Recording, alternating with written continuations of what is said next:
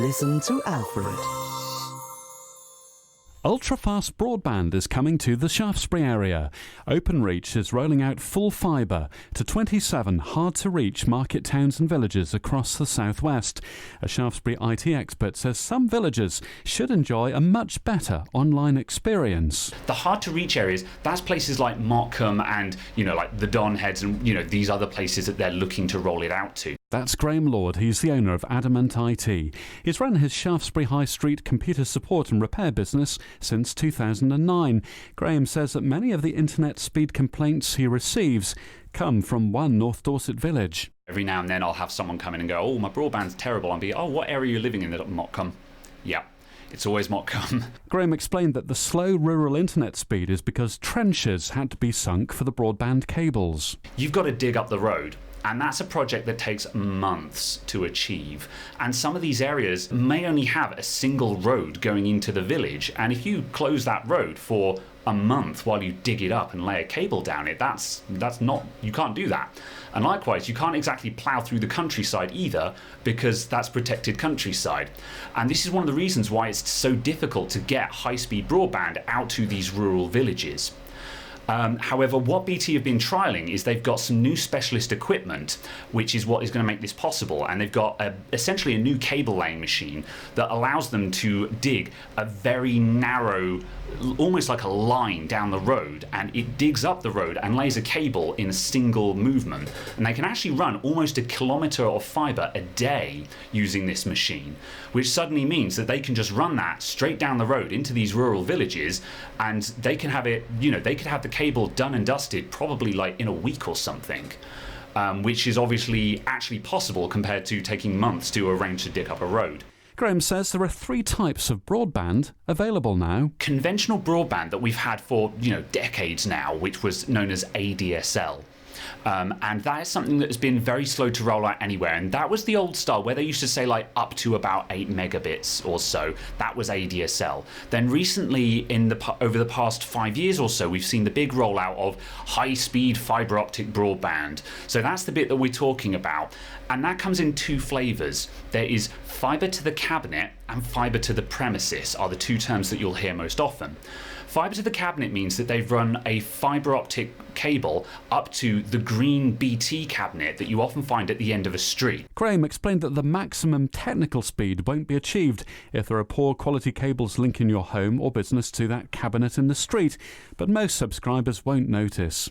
Fibre to the premises means that there's a cable that goes all the way up to your actual house. Now, most of BT's fibre optic broadband services are fibre to the cabinet, which gives you very high-speed broadband, like, up to 100 meg kind of thing, which is perfectly fine for the vast majority of people. But this is one of the reasons why in the cities like, London and places like that, where Virgin have presence, Virgin offer higher speed because they are running fibre to the premises. But in the vast majority of cases, you don't actually need that level of speed. Graham says it's unlikely that the villages surrounding Shaftesbury will have fibre connected to their premises. But even just getting fibre to the cabinet will be a colossal improvement for these rural areas that are, at the moment, they're struggling to watch YouTube out there. So getting fibre to the cabinet will be a complete game changer for them. Graham compared the improved connection to a garden hose. If the old style broadband that I was referring to, if that is a hose pipe, going all the way to the end of the garden, you're going to run out of pressure at the end of the garden. However, by comparison, fibre optic is having an interstate oil pipeline into your village by comparison of how much performance you can get through that pipe. So obviously, once you get fibre in, you don't have any problems at all. Everything up until now has been incremental, but fibre massively changes the amount of speed you can get. The local hills often mean that rural residents struggle to achieve a decent internet connection on their mobiles too. Graham's estimated the type of speed improvements users might expect. People in the rural villages, they're probably going to be going from maybe up to 5 megabits per second to up to 70 megabits per second. That means that people in Mottcombe, the Don Heads and Shaftesbury's outlying districts should be able to watch the BBC iPlayer without the programme stopping and starting, and residents should be able to make Skype calls without the picture breaking up. But Graham doubts that most internet users in Shaftesbury Town will notice much of a difference if they upgrade their internet contracts for the faster speeds when they're available. Most of Shaftesbury already has fibre to the cabinet, and that means we've already got pretty decent broadband in pretty much all of Shaftesbury, I think, now. However, obviously Shaftesbury, all things considered, is actually pretty accessible. We're only just off of the 303, and we've got main roads coming into the town, which means it was quite easy to get Shaftesbury going, except for some of the weird sort of spider network roads off of the hill.